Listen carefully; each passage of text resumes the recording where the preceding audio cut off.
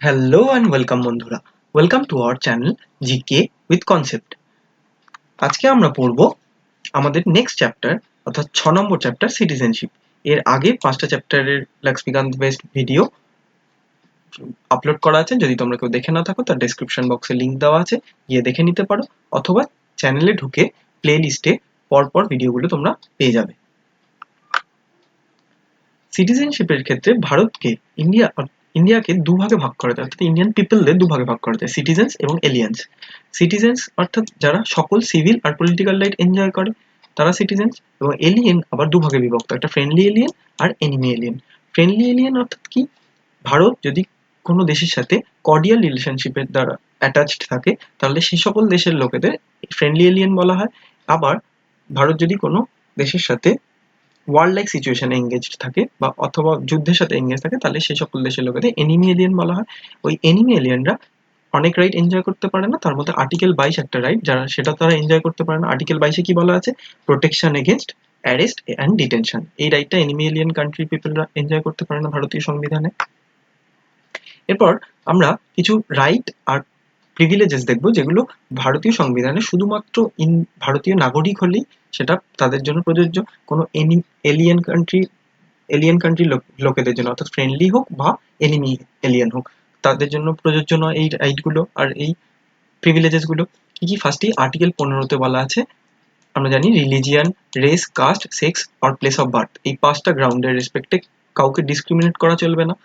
এটা article 15 right বলা আছে। এরপর কি আর্টিকেল 16-এ কি বলা আছে? যে কোনো পাবলিক এমপ্লয়মেন্টের ক্ষেত্রে প্রত্যেককে ইকুয়াল অপরচুনিটি দিতে হবে, অর্থাৎ সমান সুযোগ দিতে হবে, আর্টিকেল 16-এ বলা আছে। আর্টিকেল 19-এ রাইট টু ফ্রিডম, অর্থাৎ 6টা ফ্রিডমের কথা বলা আছে 19-এ। Right to freedom of speech and expression, freedom of assembly, freedom of association, freedom of movement, freedom of resident and freedom of profession. এই 6টা ফ্রিডম বলা হয়েছে আর্টিকেল 19-এ, যেটা শুধুমাত্র ভারতীয় নাগরিকদের জন্য প্রযোজ্য। আর আর্টিকেল 29-30-এ কালচারাল আর এডুকেশনাল রাইট দেওয়া আছে, এটাও ভারতীয় নাগরিকদের জন্য শুধুমাত্র প্রযোজ্য। এছাড়াও কিছু প্রিভিলেজেস, অর্থাৎ কি, লোকসভা এবং স্টেট লেজিসলেটিভ অ্যাসেম্বলিতে ভোটের অধিকার শুধুমাত্র ভারতীয় নাগরিকদের আছে। আর কি, পার্লামেন্ট এবং কোনো স্টেট লেজিসলেচারে মেম্বারশিপদের জন্য কন্টেস্ট করা শুধুমাত্র ইন্ডিয়ান সিটিজেন হলেই সে করতে পারবে। আর কি, eligibility to hold a certain public offices, কিছু পাবলিক অফিস আছে যেগুলো হোল্ড করার জন্য, সেই অফিসের পোস্টটা হোল্ড করার জন্য এলিজিবল হতে হলে ভারতীয় নাগরিক তাকে অবশ্যই হতে হবে।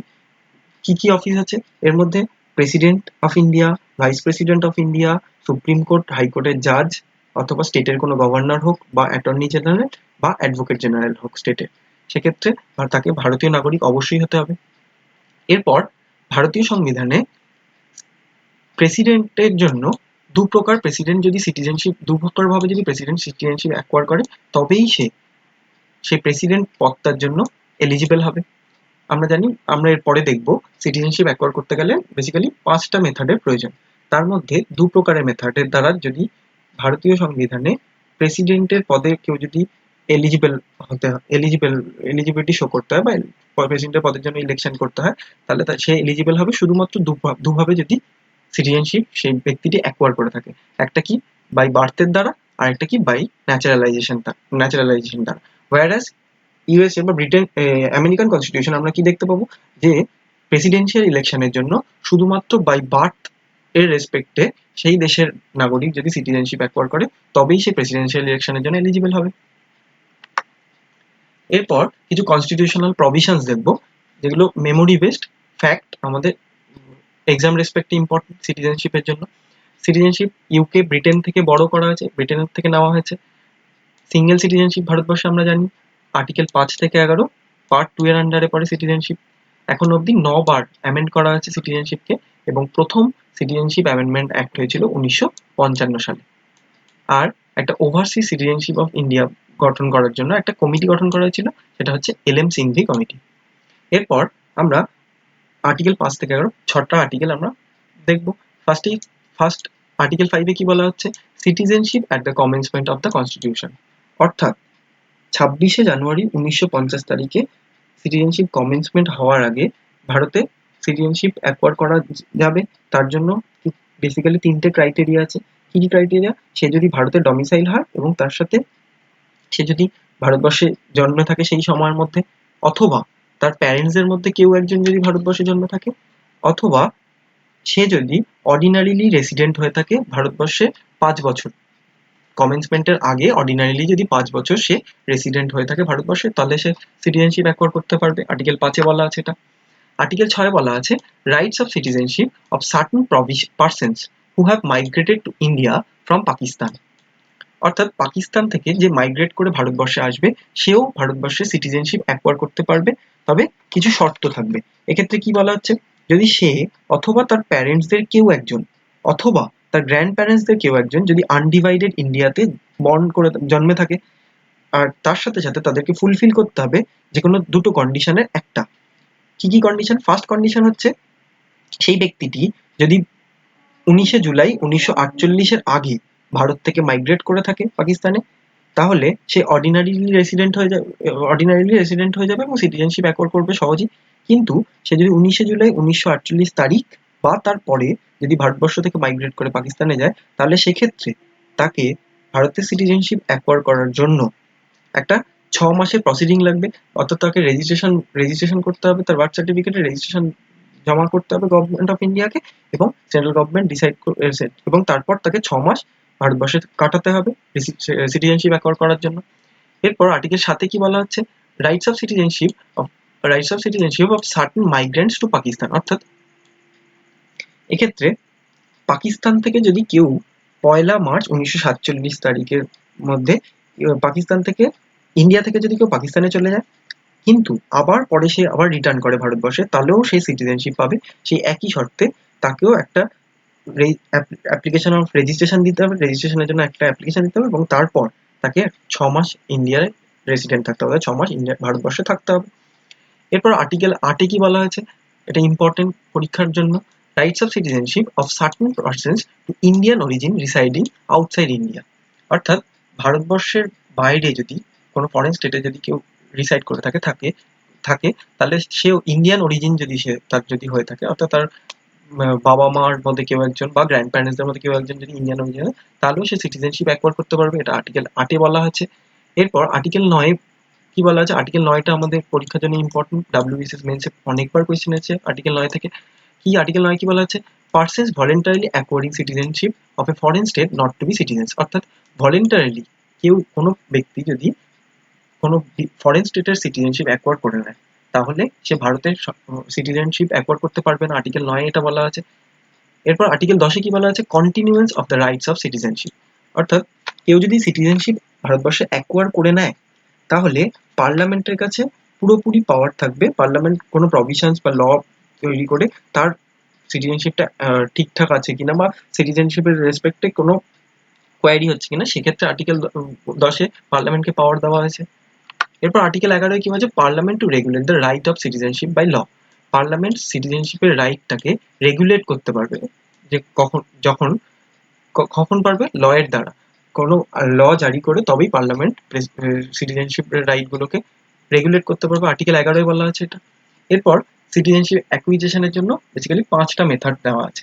ফার্স্টে কি, বাই বার্থের রেসপেক্টে 26 জানুয়ারি 1950 তারিখ বা তার পরের থেকে 1 জুলাই 1987-র আগে পর্যন্ত কেউ যদি ভারতবর্ষে জন্মগ্রহণ করে থাকে, তাহলে সে বাই বার্থের দ্বারা সিটিজেনশিপ অ্যাকোয়ার করতে পারবে। কিন্তু 1 জুলাই 1987 তারিখ বা তার পরের থেকে কেউ যদি ভারতে জন্মগ্রহণ করে থাকে, তবে তার বাবা মার মধ্যে বা প্যারেন্টসদের মধ্যে কাউকে একজনকে ভারতবর্ষের সিটিজেনশিপ হতে হবে সেই সময়, তার জন্মের সময়। এরপর 3 ডিসেম্বর 2004 তারিখ এর পরে যদি কেউ ভারতবর্ষে জন্মে থাকে, তবে তার প্যারেন্টসদের দুজনকেই অবশ্যই ভারতবর্ষের সিটিজেন হতে হবে, এবং তার প্যারেন্টসদের দুজনকে ভারতবর্ষের সিটিজেন হতে হবে। তার সাথে সাথে কোনো একজন প্যারেন্টসদের কাউকেই ইল্লিগাল মাইগ্রেন্ট হলে চলবে না, অর্থাৎ তাকে ইল্লিগাল মাইগ্রেন্ট হলে চলবে না বাই বার্থের ক্ষেত্রে। এরপর কি বলছে, বাই ডিসেন্ট অর্থাৎ কি, কোনো ব্যক্তি যদি ভারতবর্ষের বাইরে 26 জানুয়ারি 1950-এর পর জন্মগ্রহণ করে থাকে, 26 জানুয়ারি 1950 থেকে 10 ডিসেম্বর 1992 অব্দি জন্মগ্রহণ করে থাকে, সেই সময় বাই তার বাবাকে ভারতবর্ষের সিটিজেনশিপ তার বাবার থাকতে হবে, তাহলে সে বাই ডিসেন্টের দ্বারা সেও সিটিজেনশিপ অ্যাকোয়ার করতে পারবে। আবার ডিসেম্বর 10, 1992 পরে সে কোনো ব্যক্তি যদি জন্মে থাকে ভারতবর্ষের বাইরে, সেও সিটিজেনশিপ অ্যাকোয়ার করতে পারবে যদি তার প্যারেন্টসের মধ্যে কেউ একজন যদি তার জন্মের সময় সিটিজেনশিপ অ্যাকোয়ার করে থাকে। আবার 3 ডিসেম্বর 2004-এর 4 তারিখ বা তারপরের থেকেও ডিসেন্টের দ্বারা সিটিজেনশিপ অ্যাকোয়ার করতে পারবে যদি সেই ব্যক্তিটি তার সেই ব্যক্তিটি বাবা মা সেই তার জন্মের 1 বছরের মধ্যে তার বার্থ সার্টিফিকেটটা ব্রিটিশ প্রভিন্সে অর্থাৎ ইন্ডিয়ান কনসুলেট বা ইন্ডিয়ান এম্বাসিতে, বিদেশে ইন্ডিয়ান এম্বাসিতে যদি জমা দেয়, তাহলে সেন্ট্রাল গভর্নমেন্ট তার পারমিশন দেবে এবং সে ডিসেন্টের দ্বারা সিটিজেনশিপ অ্যাকোয়ার করতে পারবে সে। এবার কি বাই রেজিস্ট্রেশন, অর্থাৎ রেজিস্ট্রেশন মেথডের দ্বারা কেউ যদি 7 বছর ধরে ভারতবর্ষের রেসিডেন্ট থাকে এবং রেজিস্ট্রেশন অ্যাপ্লাই করে এবং রেজিস্ট্রেশন মেথডের দ্বারা সিটিজেনশিপ অ্যাকোয়ার করতে পারবে। ন্যাচারালাইজেশন মেথডের দ্বারা সিটিজেনশিপ অ্যাকোয়ার করা সম্ভব। আর কি incorporation of territory. Incorporation of territory অর্থাৎ কি, ভারতবর্ষ যদি কোনো ফরেন স্টেট বা ফরেন টেরিটরি যদি ইন্ডিয়ার সাথে ইন্ডিয়া অ্যাকোয়ার করে নেয় এবং সেটা যদি ইন্টিগ্রাল ইন্ডিয়ার পার্টের সাথে জুড়ে যায়, তাহলে সেখানকার লোকেরা ভারতবর্ষের সিটিজেনশিপ এই ইনকর্পোরেশন অফ টেরিটরি মেথডের দ্বারা সহজেই অ্যাকোয়ার করতে পারবে। এক্ষেত্রে গভর্নমেন্ট অফ ইন্ডিয়া ইস্যু করেছিল 1962 সালে পন্ডিচেরিতে। Pondicherry Bharat French colonial rule থেকে ভারতবর্ষের ইন্টিগ্রাল পার্টের সাথে পন্ডিচেরি 1962 ভারতবর্ষের জুড়েছে এবং পন্ডিচেরির লোকেদের সেই সময় ইনকর্পোরেশন অফ টেরিটরি মেথডের দ্বারা ভারত সিটিজেনশিপ দেওয়া হয়েছিল। সিটিজেনশিপ লস করার জন্য 3টে মেথড রয়েছে। কি কি? বাই রিনান্সিয়েশন, বাই টার্মিনেশন আর বাই ডিপ্রাইভেশন। রিনান্সিয়েশন কি? কেউ যদি নিজের ইচ্ছায় ভারতের সিটিজেনশিপ হারাতে চায় তাহলে সে পারবে, কিন্তু সেক্ষেত্রে ভারত যদি সেই সময় কোনো ওয়ার্ল্ড যুদ্ধের সাথে এঙ্গেজ থাকে, যুদ্ধের সাথে এঙ্গেজ থাকে, তাহলে সেক্ষেত্রে তার রিনান্সিয়েশনের মেথডের দ্বারা যে লস অফ সিটিজেনশিপ সেই রেজিস্ট্রেশনটা উইথহোল্ড করে নেওয়া হবে, অর্থাৎ তুলে নেওয়া হবে। সেক্ষেত্রে তার রেজিস্ট্রেশনটা ভ্যালিড থাকবে না। আর কি বাই টার্মিনেশন, অর্থাৎ কোনো ব্যক্তি যদি কনসাসলি জেনে শুনে কোনো বিদেশে যদি সিটিজেনশিপ অ্যাকোয়ার করে ভারতীয় সিটিজেনশিপ থাকা সত্ত্বেও, তাহলে অটোমেটিক্যালি তার সিটিজেনশিপটা টার্মিনেট হয়ে যাবে। আর কি বাই ডিপ্রাইভেশন। ডিপ্রাইভেশন অর্থাৎ কি, এক্ষেত্রে 5টা মেথড আছে। ডিপ্রাইভেশন মেথডের দ্বারা সিটিজেনশিপ কোনো ব্যক্তি লস করতে পারবে। কি কি?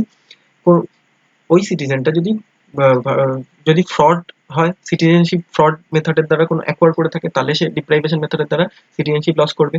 এছাড়াও কি, সে যদি কনস্টিটিউশনের প্রতি ডিসলয়াল হয় তাহলেও হবে। আর কি, ভারতবর্ষ যখন কোনো যুদ্ধের সাথে যুদ্ধের সাথে এঙ্গেজ, তখন ওই এনিমি কান্ট্রির সাথে সে যদি কোনো আনলফুলি কোনো ট্রেড করে বা কমিউনিকেট করার চেষ্টা করে, তাহলেও এই ডিপ্রাইভেশন মেথডের দ্বারা তার সিটিজেনশিপ লস কেড়ে নেওয়া হবে। এছাড়াও 5 বছর রেজিস্ট্রেশন বা ন্যাচারালাইজেশন পদ্ধতির মাধ্যমে সিটিজেনশিপ অ্যাকোয়ার করার 5 বছরের মধ্যে ওই ব্যক্তিটি কোনো ব্যক্তি যদি বাইরের কোনো কান্ট্রিতে ফরেন কান্ট্রিতে যদি 2 বছরের জন্য জেল হয় তার, তাহলেও তার সিটিজেনশিপ ডিপ্রাইভেশন মেথডের দ্বারা কেড়ে নেওয়া হবে। এছাড়াও ভারতবর্ষের বাইরে কোনো ফরেন কান্ট্রিতে যদি কেউ 7 বছর কন্টিনিউয়াসলি একসাথে থাকে, তাহলেও ডিপ্রাইভেশন মেথডের দ্বারা ভারতবর্ষের নাগরিকত্ব তার থাকবে না। সো যদি ভিডিওটি ভালো লেগে থাকে তাহলে প্লিজ লাইক করো, কমেন্ট করে জানিও কি কি আর ইমপ্রুভমেন্টের প্রয়োজন, আর বন্ধুদের সাথে বেশি বেশি করে শেয়ার করো। আর এরকম ভিডিও দেখতে হলে চ্যানেলটা প্লিজ সাবস্ক্রাইব করো আর পাশে বেল আইকনটা অবশ্যই প্রেস করে দিও ভিডিওর রেগুলার নোটিফিকেশনস পাওয়ার জন্য।